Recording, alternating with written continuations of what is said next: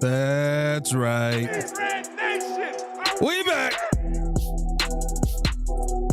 The best show for Chicago sports. Camp is over. Got a lot to get into on today's episode. As we got to talk about our biggest takeaways from Chicago Bears training camp. Who are some of the winners and losers of this camp? And how we feeling as we head into this Friday night game with the starters playing, heading into the season. Truly like a lot of what we've seen from this first Ben Johnson training camp. And there's a lot of excitement around the team right now. But can they take the excitement? Can they take the hype? Can they take all of that and carry it into the regular season? We'll talk about all that and more on today's episode of The Morning Breeze. Hit that like button, subscribe to the page, leave a 5-star review. Y'all know what to do. Date's 8/21/2025, 7:03 in the morning.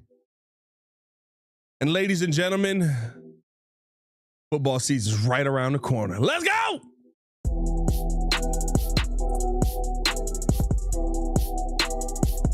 Hey, hey, hey, hey, hey. Oh, I can't wait for a little bit of football, baby. Shout out to y'all, man. Appreciate y'all for tuning in and showing love. As always, hit that like button, subscribe to the page, leave a 5-star review. Y'all know what to do. Come on. Push the button. Come on. Push the button. Come on, push the button. Yeah, come on, push the button. You heard what she said. Y'all heard what Sue Young said. Hit that like button, subscribe to the page, man. Appreciate y'all for showing love. As always, Jordan JC still away from us. He's feeling a little bit under the weather. Yeah, I mean, so get well soon, my guy. Got a little bit of a stomach bug or something going on over there. I don't know. I have it on good authority that he is still alive. The pigeons did not fight back. So we'll see how this works out. Hopefully he's back for tomorrow's game. We will be live streaming tomorrow's game, so tap in with us on that. And make sure you guys stay tuned with us tomorrow, as Friday's going to be an interesting night. But honestly, final practice from training camp yesterday, I thought that this would be a good time to give kind of our training camp takeaways. What did we see at training camp? What did you guys hear at training camp? Or if you went in person, what did you see at training camp that really, really stood out to you about this Chicago Bears team? I want to get it started here. I think this was probably the number one thing, the overarching theme, if you will, of camp. Everything that we were sold, everything that was billed to us about Ben Johnson feels 110% true. Doesn't feel like we've been sold a bill of goods. Doesn't feel like we've been, this is the hype on him, but this is who he actually is. In fact, the conversation around Ben Johnson before he even got to the Chicago Bears was, this guy doesn't really have much of a personality. Kind of an all football guy. I don't know how that works as a head coach. I don't think that he's going to be able to go out there and connect with an entire team in that manner. And then Ben Johnson shows up the first day. He's got a ton of personality. Now we're getting videos out of him going, I'm going rogue. I got to get that on the soundboard.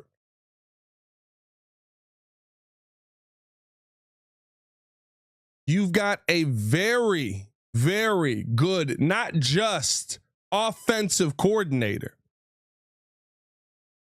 but it truly feels like you have a very transformative head coach in the building. And remember what I said about how the show, now it's got to work out, right? You got to win games. But when you see the Sean McVays, when you see the Kyle Shanahans, when you see the young up and coming head coaches in the league who are trying to figure it out, you usually see the difference pretty quickly. And now I'm not taking anything away from a 38-0 preseason game. I'm not saying that that's indicative of who he is. I think Flus won some preseason games by a wide margin. But when I go to practice every single day, from the beginning of practice, from the beginning of mini camp, from the beginning of rookie camp, every single day I look at the team and I say, this thing looks better. This thing looks different. This thing is not the same now as it was a week ago.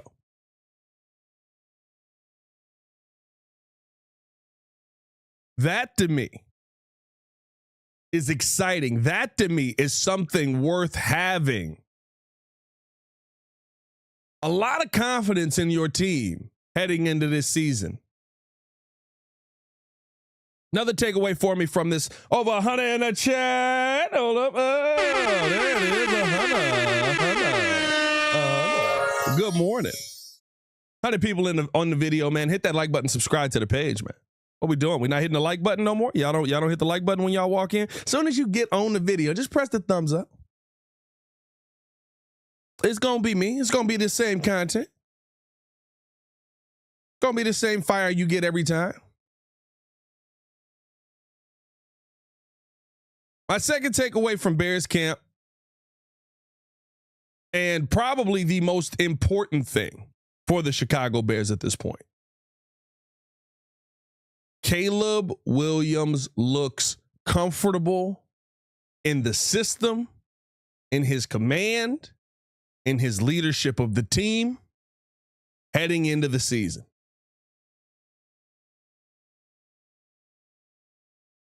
That's an exciting feeling. I'm, for the first time in a long time, heck, maybe ever, but at least since covering the camp, am excited about a quarterback, and dare I say, a little bit confident in a quarterback heading into the season. It feels like, and I talked about this last night, it feels like when you watch Caleb Williams, it feels like when you watch how he's going through every day in practice, and when the snap does get off, how he's delivering the football, that you've got a guy who's been given the answers to the test, and all he has to do is put the ball in the right spot. Dare I say, as they call it, a quarterback-friendly system.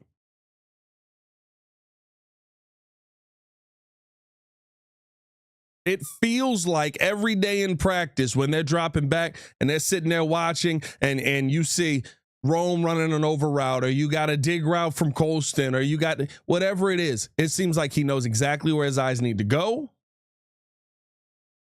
Seems like he knows exactly when he needs to deliver the ball, how he needs to deliver the ball, and how to get it there on time.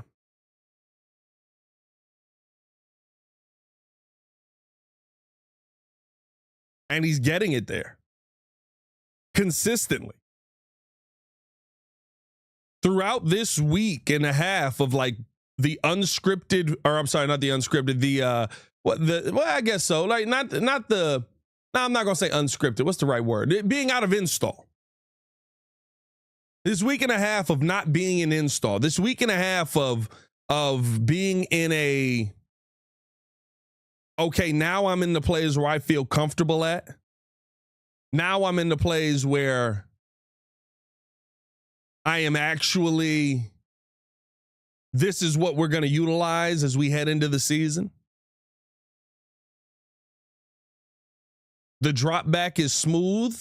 The delivery is smooth. The delivery is on time.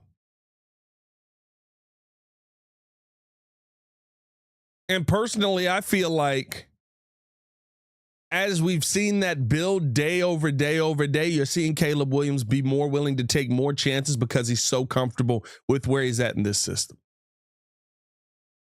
A comfortable quarterback's a dangerous quarterback. Especially somebody who's comfortable in what they do. And it truly feels like that's what Caleb Williams can be. Does that mean he's going to be the best quarterback in football? Does that mean he's going to be top 5? Does that mean, who knows? But let's just say he's a little bit better than last year. Goes from 3,500 yards to 3,900 yards. Goes from 20 touchdowns to 27 touchdowns. Goes from 6 interceptions. Maybe he stays at 6 interceptions, but I think because of the chances, you go the other direction. Goes from 6 interceptions to, 10 interceptions. But you're scoring more. You're being put in positions to score more. You're not running centers on the goal line in the most important parts of games. You will see timeouts.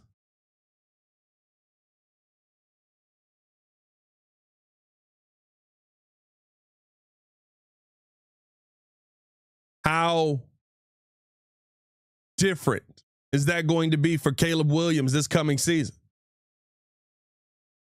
I keep talking about it. You had 4 wins taken from you last year in amazing fashion. 4 games that you could have been in the win column. 3 for sure. 1 where you went to overtime, and I as I've rewatched that game, I probably put that more on Caleb. Even though I think there were moments at the end of the game where you could have been like, if you were aggressive, maybe you win that game. But that overtime was crazy. That man said, go out there and be great. Go out there and be Superman. What the? Can I get a play?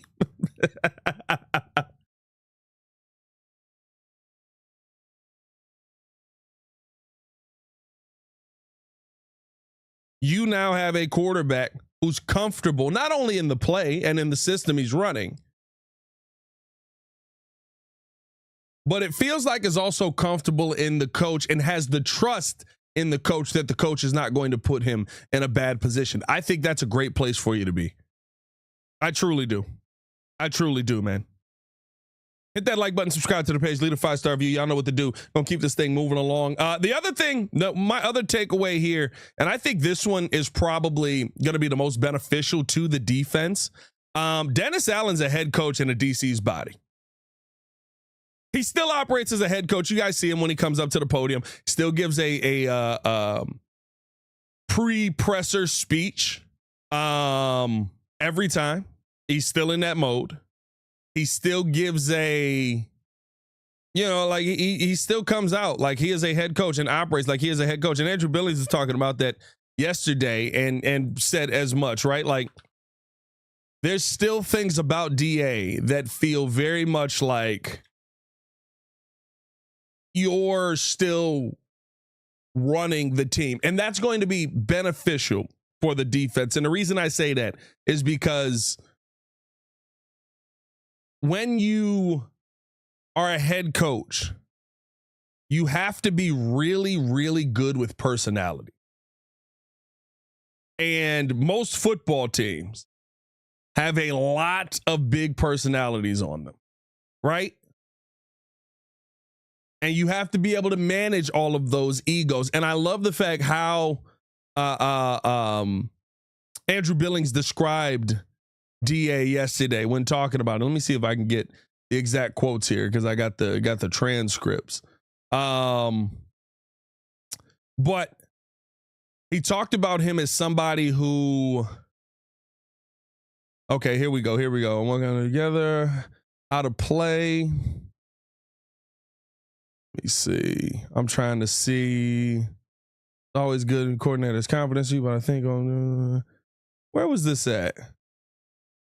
Oh, here it is. On if you can tell that Dennis Allen's been a head coach before. Said you definitely can tell he's consistent with everybody. Nobody special, but he also doesn't care what you think. Let's go out there and get it. Let's think we're doing too much. Okay, we'll go over there and do it. He's confident. It's very different. He'll get into you, but also he'll let you know he has confidence and you're going out there and doing the right thing. He just doesn't leave it at you messed up. It's that you messed up, but you've done it before, and he'll show you the tape if you're doing it right. I thought we'll just keep doing that. That's the kind of guy that can get the most out of a team. It's the reason they thought Vic Fangio had the ability to go out there and be a head coach. It's the reason, because every coach doesn't have that. Some guys are literally just, this is the scheme, this is how you do it, this is how you go out there and play, and this is what you get. And if you don't do that, right, like Foose is a good DC, X's and O's wise. How many players who were even just under his defense when he was just a DC have come out and said, yeah, he don't get like the personalities of it.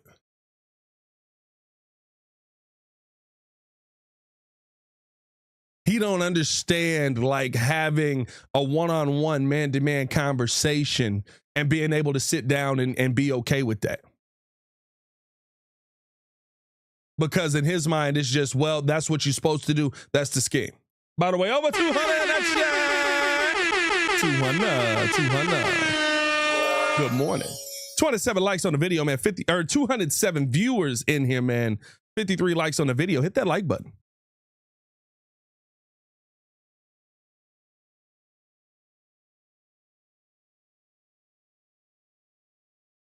But DA, I mean, like, when you talk about how a guy seems like he has the same keys that Flus did in the same room, and he tried to key in the first hole and then just went, hey, I don't think this goes to this door. Maybe it goes to that one. Tries the key in the second hole. Right, Joan joke here. And hey, look, that's open. Wow. We can just go through here. Now this is unlocked. And honestly, it's not just with guys who are on the Bears. I think we can have that same conversation about a guy like Nashawn Wright. I think we could have that same conversation about a guy like Grady Jarrett and how he's been utilized.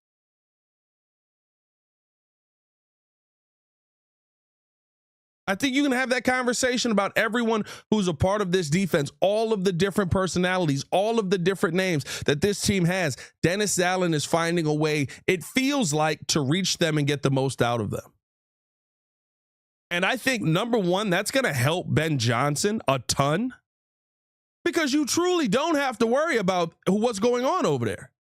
Not only do you know Dennis Allen can handle that side of the ball, but you also know that Dennis Allen is going to be able to handle the personalities, is going to be able to, and you don't have to do as much management over there.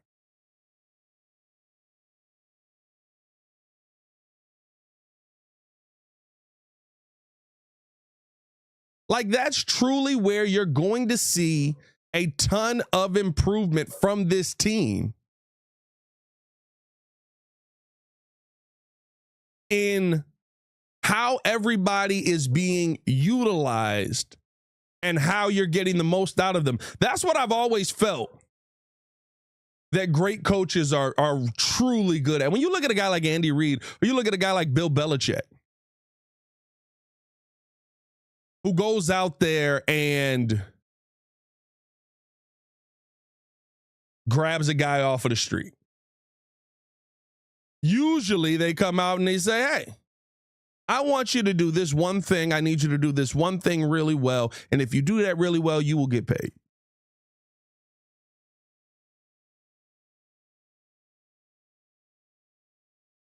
And on a consistent basis, they find that player and we just sit there and go, how do they keep finding these guys?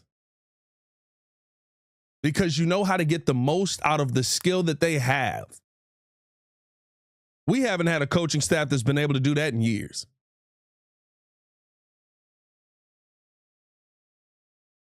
We haven't had a coaching staff that's even been remotely able to unlock that. I mean, honestly, did Flus unlock one player?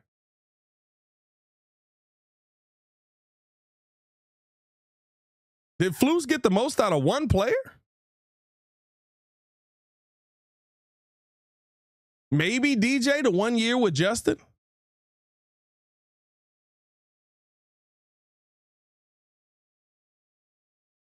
But you didn't get the most out of Justin. You didn't get the most out of, heck, I'd say you didn't get the most out of your defensive players.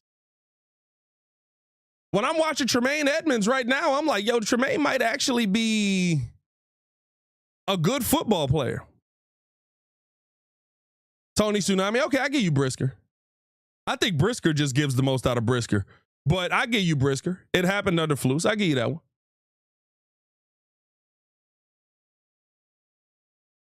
Now, listen, biggest takeaways from camp. You can't talk about just the positives because it's not all positive at camp, right? No camp is. My final biggest takeaway, and the one thing that I think may be this team's Achilles heel this season, pre-snap issues, I think, will be something that we can point to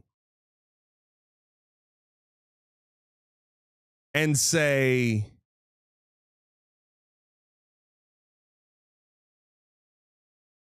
in games that we lose, that's going to be the thing that shoots us in the foot.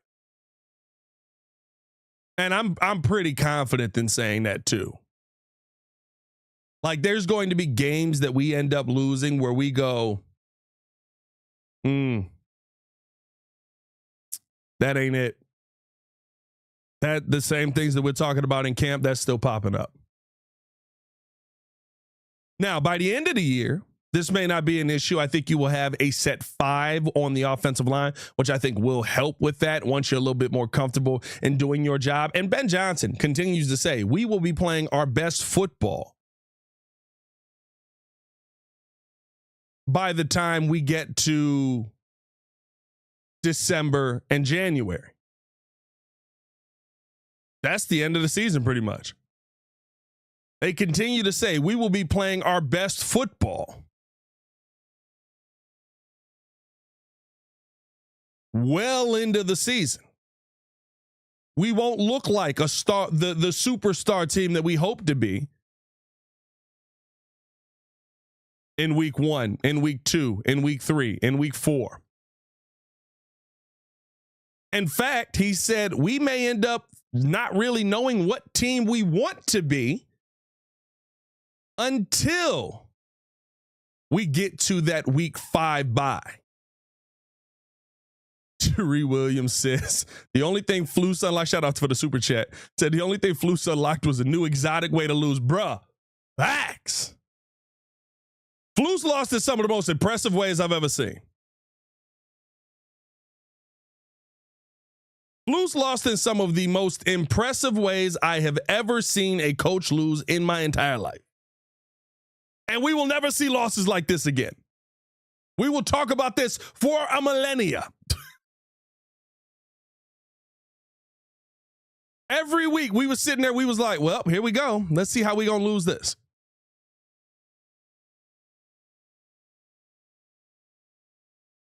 But that's a whole nother thing. We ain't gonna get it. But no, I truly believe that as we continue to go through this season and we point to where the losses come, if listen, I said the Bears are going to be 9-8. I would say in 6 of those 8 losses, we will probably point to pre-snap penalties as a reason why drives didn't finish. If they do go 9-8, right? And maybe they completely eradicate it and Ben Johnson's a god and none of this is an issue. But again, I'm going off of what we're seeing in practice. And in practice, I'm seeing false starts fairly consistently. I'm seeing illegal formation calls fairly consistently. I'm seeing delay of games because guys aren't getting set quick enough fairly consistently. And what I mean by that is every day we're talking about it. I don't think there's maybe been 3 or 4 days of camp where it's like, hey, no pre-snap penalties. Great day.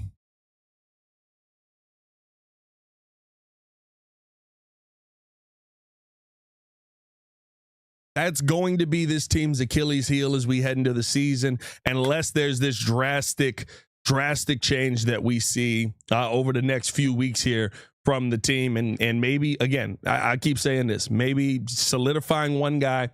I'm not as worried. I think the left tackle competition is going to be an issue, or the left tackle is going to be an issue.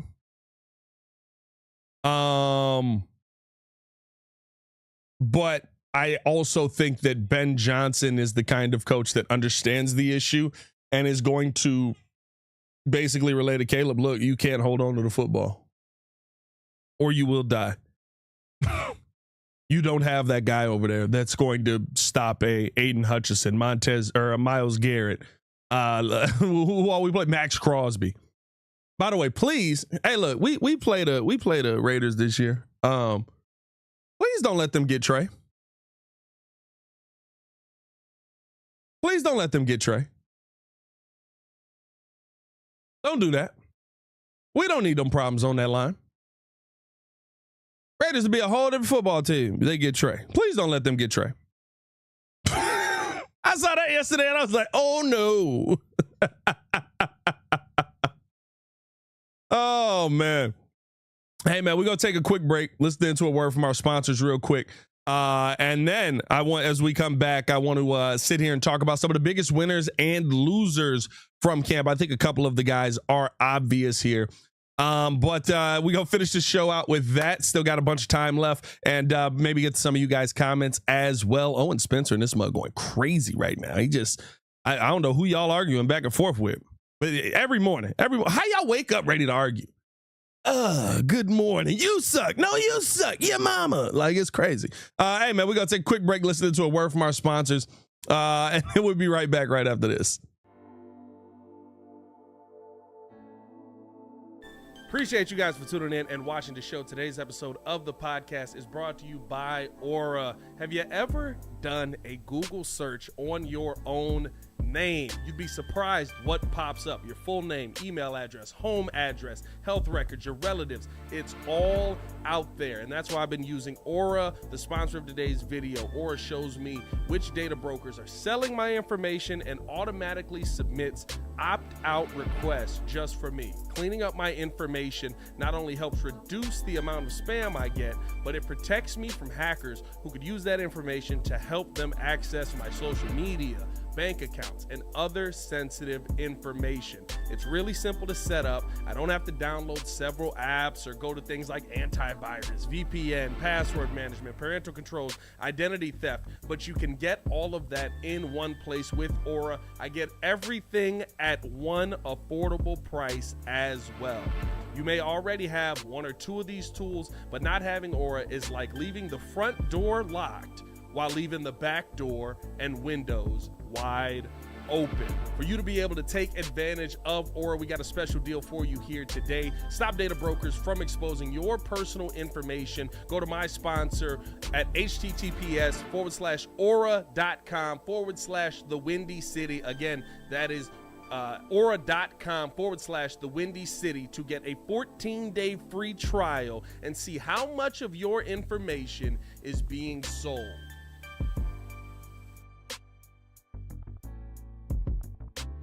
Breeze Nation, what is good? It's your boy Pat the Designer back at it again. Ladies and gentlemen, we got merch. That's right.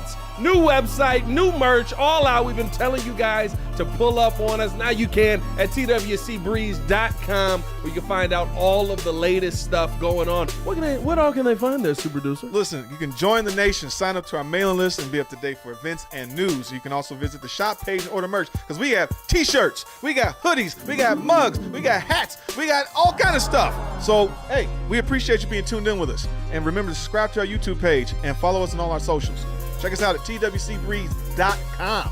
He's way too excited. I am.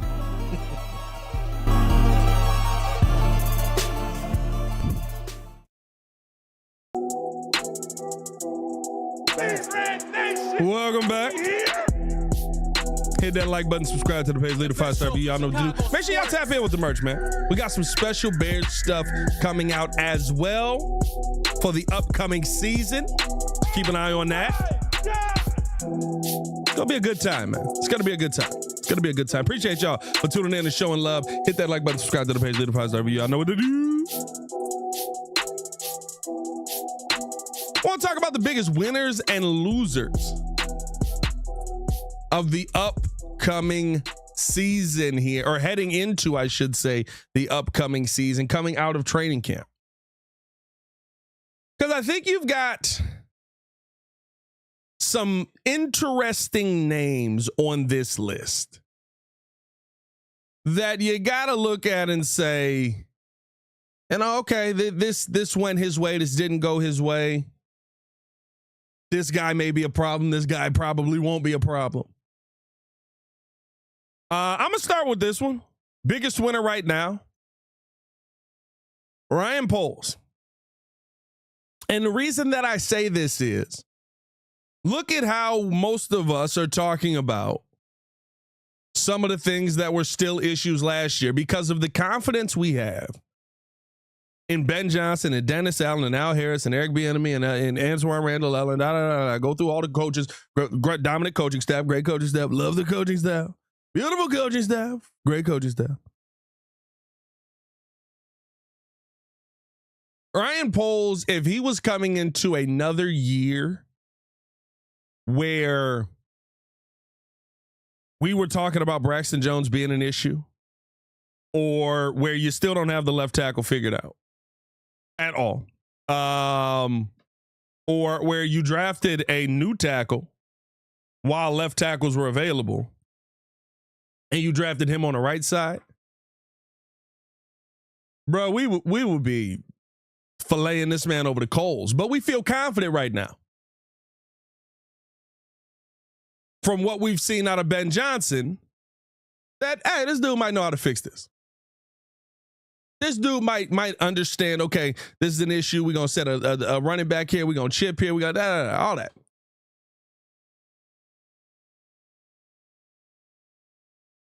Could you imagine what this camp would be like if you had gone with one of the other names that was available? So I think your biggest winner in all of this is Ben Johnson having the answers. And Ryan Poles basically getting to go, good job there. I like that. Yeah, hey, I like that. So shout out to Ryan Poles for, to me, making the right hire. Outside of that, though, I think your biggest winner in this entire camp, of course, Caleb Williams' name will be on the list, but like, my two biggest winners come from the defensive side. Tremaine Edmonds is a different player. He's being used in different ways. He's being dialed up in different ways. He's attacking more. He truly looks like a different player. Tremaine Edmonds has never looked this good at a Bears camp. He looks like the kind of player that you can go to war with and win games with. And he looks like he could be heading back for that Buffalo season where he was a Pro Bowler that was getting votes on the All-Pro list.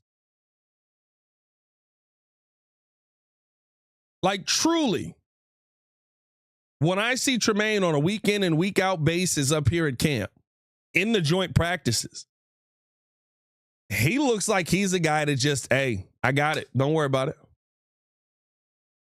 No, I'm running the show. It went from, is TJ going to be the middle or is Tremaine going to be the middle to, man, Tremaine looks good. Don't touch nothing. Let TJ keep doing what he does well. Let TJ continue to be great in the spot that he's in. Tremaine, we need this out of you every day. So for me, Tremaine Edmonds is the biggest winner of anybody at this camp. And I'll throw Nashawn Wright's name on there as well, because Nashawn Wright was a guy who, to me, when you look at what his career has kind of been, he got in the right spot at the right time. And I love when I talked to Al Harris about Nashawn Wright, he said, the game is finally slowed down for him, and he understands now that he has the tools to go out there and make things happen. I love to hear that. Because what you've seen is now a guy who consistently go to war versus a Tyreek Stevenson for that number 2 DB spot. And DB depth is going to be something that you need massively on this team. Now, we did see Kyler Gordon come back from practice yesterday. From injury yesterday. Now, he wasn't in team drills. He was just doing the one-on-ones, but I thought that it was encouraging to see him out there. We also saw Zay Frazier back on the field. Don't know what that situation truly is yet, but hopefully, like I said, I've said a multitude of times, it's nothing very serious, even though he ended up missing a ton of time there. But dog, you literally have a really good feeling around a player who it felt like was at best going to be a depth guy in special teams. Now you're sitting here talking about a guy like Nahshon Wright as, hey, I think he might be able to be the number 2 corner on this team. And I've continued to say he's the guy that fits the mold for this Bears team for kind of what they're looking for as their cornerback of the future. As always, man, trust the DB guys with my life, man. I think Al Harris could be the next in that line. I don't know who the DB scout is, but give that guy a raise. Al Harris seems to be the next guy that's going to be able to develop these DBs. And, he's that kind of defensive back. He wants those long, lanky, guys that can be out there for the PBU, guys that have the speed, the Zay Fraziers of the world. He wants those kind of DBs because I can get hands on you before you get anywhere near me, and if you do get past me, I've got the length to go out there and beat you. Al Harris wants a guy that's going to say, if somebody comes at you and says, I want the ball and we're going to score it, and he's going to take it the other way and head to the Super Bowl.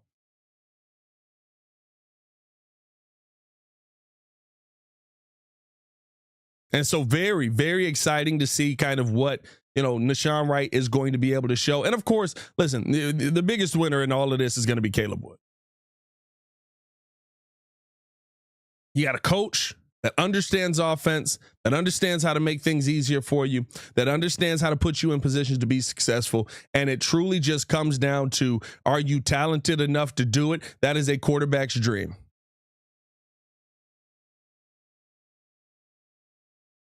That's a quarterback's dream. Hey, I have the answers to the test for this week, and I just need you to go out there and push the right button. I just need you to go out there and make sure that you put the right answers in the right spot. Do you have the talent to do that? And I truly think that Caleb does. And I think, listen, I don't know what the offensive line is going to look like. I don't think that we can gauge that until we get into the season. I'll continue to say that.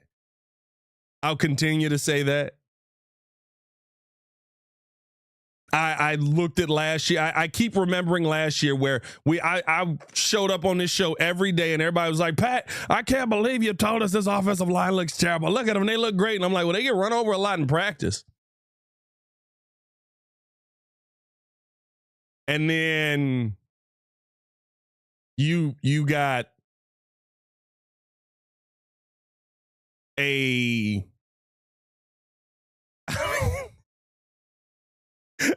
what we saw last year. I can't believe that man got sacked 68 times, bro. That's still mind-blowing to me. I can't believe that man got sacked 68 times. Like, that is absolutely insane to me.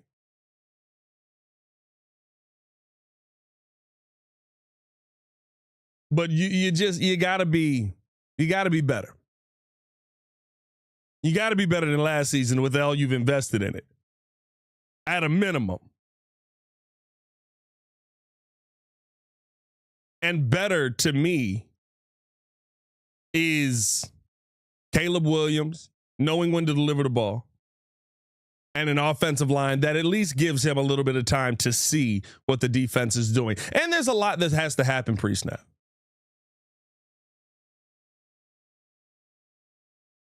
There's a lot that has to happen pre-snap where you're taking a look at it, you're seeing what the defense is doing, and you're going, okay, I got this snapshot picture of where things should go.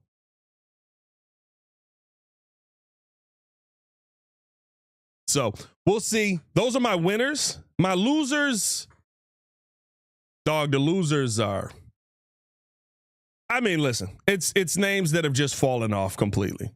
And names that we have to be, I'll be honest with you, I don't see a spot on the team for.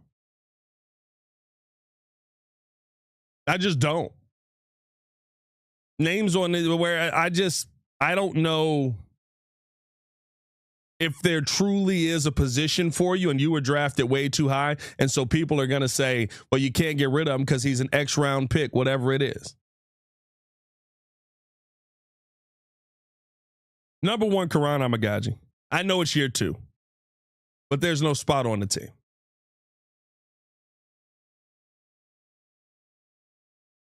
That's, I mean, like, I truly don't know if Karan makes this football team. He may make it because he's a 3rd round pick, because of depth, right? He may. But I don't know if there is a real spot for you unless everyone dies. Like, I mean, you got to see the entire team basically just fall apart for Karan Amagaji to get in the game. And I mean, like, right side, left side. Because I think before they put Karan in on the left side, they would try to move somebody from the right side to the left side. 100%. I don't have a spot for him on my team. If I'm the Bears. He's not going to play over Theo Benedette. And Theo Benedette is figuring out how to play on the left side. Karan was a left tackle. He's not going to play over Theo Benedette. That's crazy. Bears Junkie hit the nail on the head right there with that one. Hit that like button, subscribe to the page, leave a 5-star review. Y'all know what to do. That is the next guy on my list. Zach Pickens. Done. I'm going to be honest with you. I know he's out there, and I don't remember seeing a single time that Zach Pickens made a play this preseason. Now, not this preseason, this training camp. Now, I'm sure it happened. I'm not going to sit here and say he never made a play. Owen said, I said it first, Pat. Yeah. I'm not going to sit here and say he's never made a play the entire practice.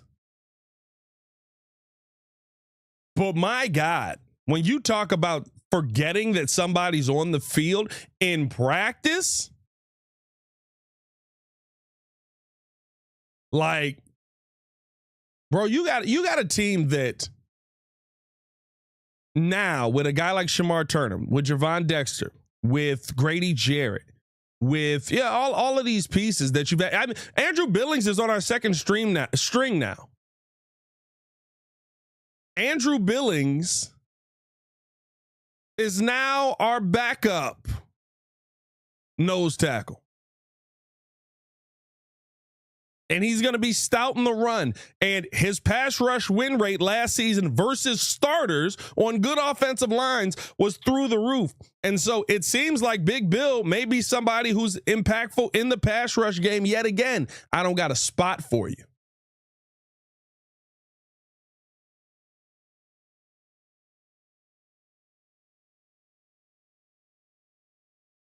I don't see Zach. And it's so weird to me with Zach Pickens. Like, his game went from, I truly feel like when at the beginning of their rookie years, he was ahead of Javon Dexter. I truly feel like he was ahead of Javon Dexter. Like, he was, we were talking about Zach, like, oh man, like, is Zach, I know Javon's got to go from a penetrating or a two-gap scheme to a penetrating scheme. but he felt like he was the better player. And from that, I mean, once Javon passed him, it's felt like I haven't seen Zach Pickens get better. It's been the same player, play in, play out.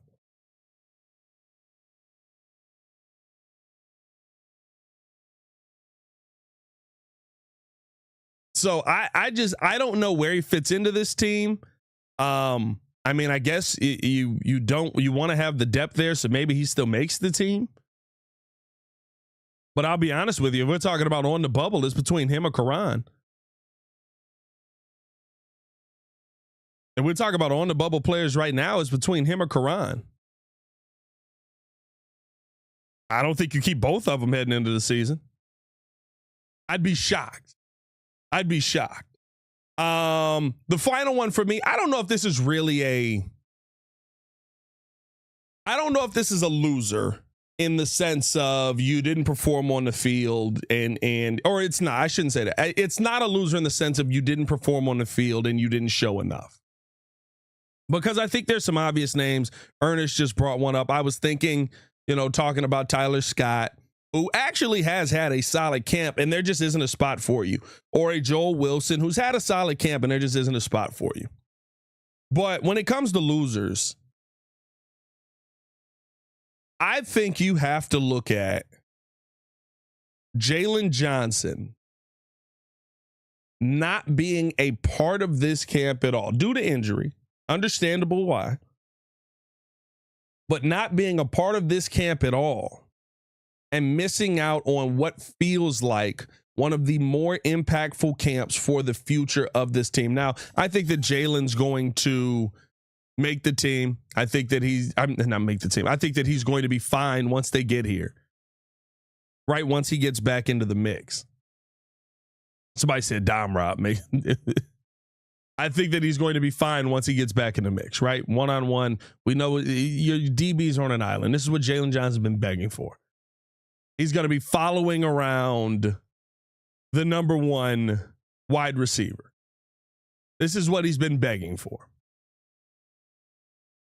But I just think what we've seen, the transformation we've seen from this team, I hate that Jalen Johnson missed that on the field. He's still been in meeting rooms. He's still been in the locker room. He's still been with the team the entire time. He's not rehabbing anywhere else. He's in the building. He's in the meetings. He's working with it. But how we've seen this team transform on the field, you would have loved to see Jalen Johnson be a part of that. And I think that's the only part of this where I view it as, that's a loss for him. Now, as we get to the season, once he gets healthy and all of that stuff, I believe we still got 40 up downs coming from Jalen Johnson at some point. If he's going to be ready to go week one, I believe we're going to have 40 up downs coming from Jalen Johnson. Because I don't know if he got in on the up downs dealing with his injury.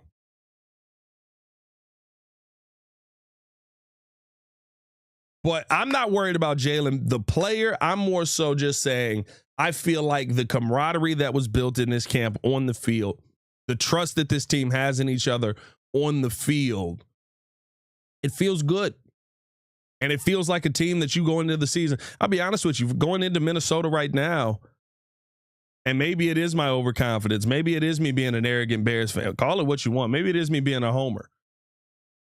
But I truly feel like Ben Johnson has this team ready for week one. He just has a couple more weeks to get to that point. And he's prepared them situationally.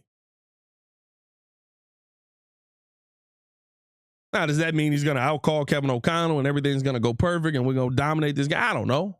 I don't know how the game's going to play out. It's football. Injuries happen. We never know. But man, when you talk about a coach that has gone through just about every single situation, he turned Family Fest into preseason game 0 so that guys could be prepared for preseason game 1 with going out there, staying in the hotel the night before, putting pads on. He's thinking about the things that we don't think about. We think, oh, wake up, get yourself ready to go, get on the football field. Here we go, baby. No, there are things that go into this game on the mental side of it that you got to have young players prepared to go through. We're seeing Ben Johnson do that. So the preparedness of this team feels way, way higher than what we've seen in year past. And for the first time, I actually feel true confidence going into a week one game. Not just, you know, I'm a Bears fan and so I'm riding with my team no matter what, and we hype and we excited. Then we get to week one and we get our heads kicked in. You know, we've gone into week one with a lot of hope. There's not a lot of hope for me on this. There just isn't. Like, I don't think we're dealing with hope right now. I went into last preseason week one going last season week one versus Tennessee going, I hope this offensive line can be upright like they've been in these preseason games. But I ain't seeing it in practice. You know what I mean? Like, it was like, I hope they can do it again. And then T'Vondre Sweat comes through, the monster that he is. Like, what the heck is that? The only thing that saved us week one is Will Levis with the old wild pass right there. But it was I hope this can happen. I know the interior of this line is good. I know Joe Tooney, Drew Dahlman, Jonah Jackson have done their job at a level where Caleb Williams should be able to deliver the ball on time.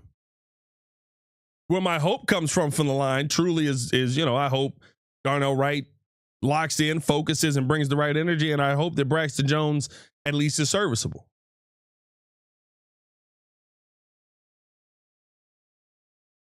Last year it was, I hope the Bears can get pressure on the quarterback. I hope Montez Sweat comes into this season and has another big year.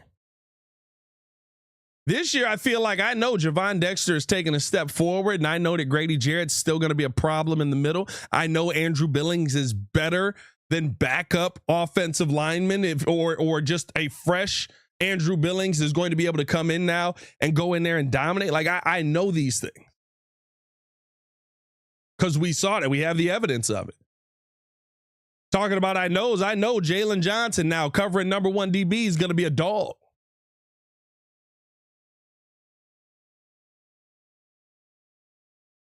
Like, I don't feel like we're going into week one of this season hoping things magically happen, because I'm tangibly seeing things every single day that say this is who this Bears team is.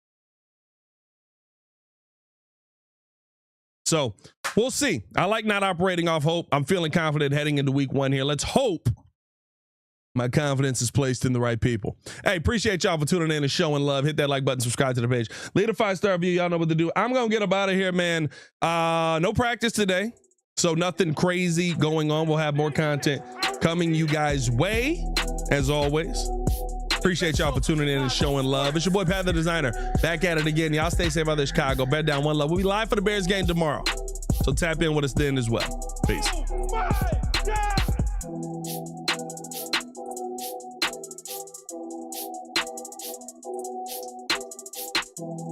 Brother George, you know what I meant. About Jalen Johnson covered. I meant number one wide receiver. You knew what I meant.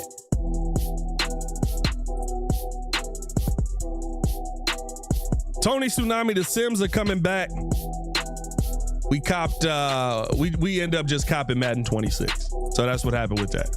We were waiting for Madden 26, and now the season about to start, so we're going to do the Sims every week before the game. Peace.